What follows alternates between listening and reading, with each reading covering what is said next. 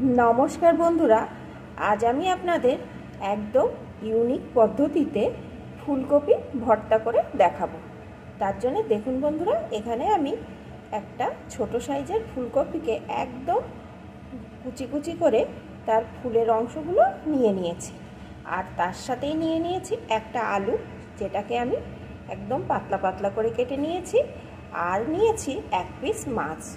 आमार बाड़ीते कातला माछ छिलो तार थेके आमी एक पिस माछ नियेछि। एई माछटा किन्तु जे कोनो माछ दिये करलेও হবে। आपनादेर बाड़ीते जे माछ थाकबे तार थेकेई एक पिस दिये देबेन, देखबेन भर्ताटा कत सुंदर हच्छे। एखन आमी एई रेसिपिटी केमन करे करछि बंधुरा प्लिज एकटा लाइक दिये देखते थाकुन। रान्नाटिर जन्य ग्यास ओभेने आमी एकटा कड़ा बसिए ताते एकटु जलও दिये दियेछि। এখন এই জলের ভিতরে দিয়ে দেব একটু লবণ, একটু হলুদ গুঁড়ো। এখন জলটাকে এইভাবে সবকিছু মিশিয়ে নিয়ে এর ভিতরে আমি ফুলকপি, আলু আর মাছের টুকরোটা দিয়ে দেব।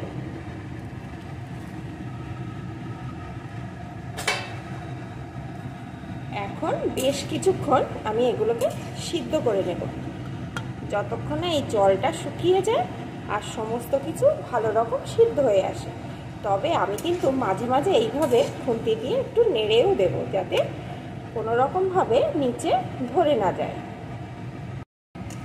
বেশ কিছুক্ষণ ধরে আমি কিন্তু এটা ফুটিয়ে নিয়েছি আর মাঝে মাঝে এইভাবে আমি নাড়িয়েও দিয়েছি। এখন কিন্তু মাছ, আলু, কপি সব আমার ভালো রকম সিদ্ধ হয়ে গেছে।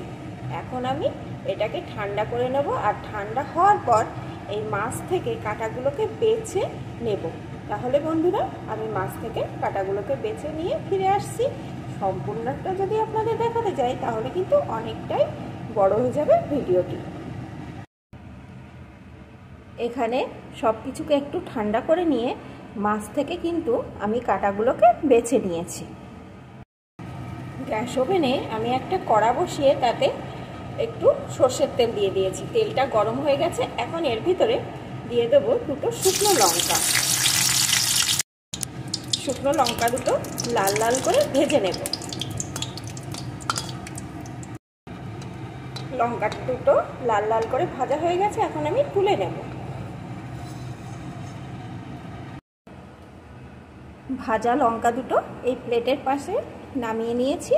এখন এর ভিতরে দিয়ে দেব একটু লবণ। এগুলো সিদ্ধ করার সময় কিন্তু বন্ধুরা লবণ দেওয়া ছিল, সেই বুঝে কিন্তু লবণটা দিয়ে দিতে হবে। এখন হাতের সাহায্যে এই ভাজা লঙ্কা দিয়ে সমস্ত কিছুকে মেখে নেব। অফ ক্যামেরায় আমি হাতের সাহায্যে সব কিছুকে সুন্দর করে মেখে নিয়েছি।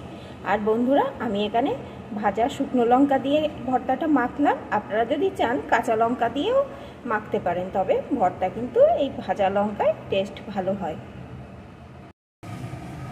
এখানে আমি যে তেলে লঙ্কাটা ভেজেছিলাম সেই তেলটা আবারও গরম করতে বসিয়ে দিলাম, কারণ ওই ভাজা লঙ্কার গন্ধটা কিন্তু এই তেলের মধ্যে মিশে আছে, তার জন্য ভর্তার সেন্টটা কিন্তু খুব ভালো আসবে। এখন এই তেলটা আবার গরম হয়ে গেছে। এখন এর ভিতরে দিয়ে দেবো আর একটা শুকনো লঙ্কা। লঙ্কাটাকে একটু ভেজে নেব। লঙ্কাটা লাল লাল করে ভেজে নিয়েছি। এখন এর ভিতরে দিয়ে দেবো থেতো করা কয়েক কোয়া রসুন।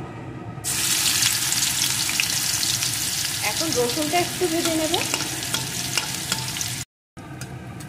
রসুনটা একটু লাল লাল করে ভেজে নিয়েছি। এখন এর ভিতরে দিয়ে দেবো একটা পেঁয়াজ কুচি।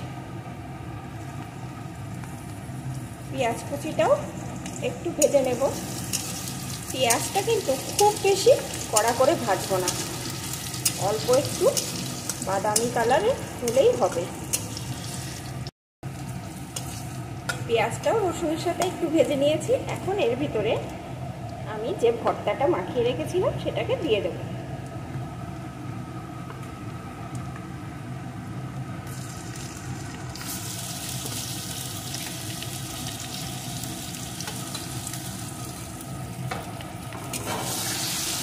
এখন অল্প আছে সব কিছুর সাথে এটাকেও একটু নাড়িয়ে নেব।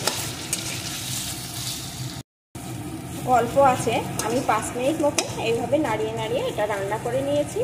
এখন এর ভিতরে দিয়ে দেবো একটু গোলমরিচ গুঁড়ো। বন্ধুরা ঝালটা কিন্তু আপনারা আপনাদের পছন্দ মতন দিয়ে নেবেন।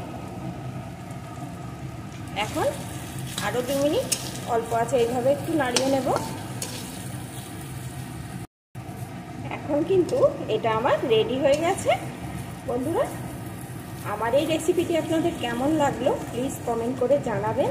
আর আপনারা অবশ্যই এইভাবে একবার ট্রাই করে দেখবেন। অনেক সময় কিছুই খেতে ইচ্ছা করে না, তখন যদি এইভাবে তৈরি করে নেন তাহলে দেখবেন নিমেষেই 1 থালা ভাত ফুরিয়ে যাচ্ছে। আর আমার এই রেসিপিগুলো যদি আপনাদের একটুও ভালো লাগে তাহলে লাইক করবেন, শেয়ার করবেন আর সাবস্ক্রাইব করে আমার সাথেই থেকে যাবেন। এখন এটা আমার রেডি, নামিয়ে নেব।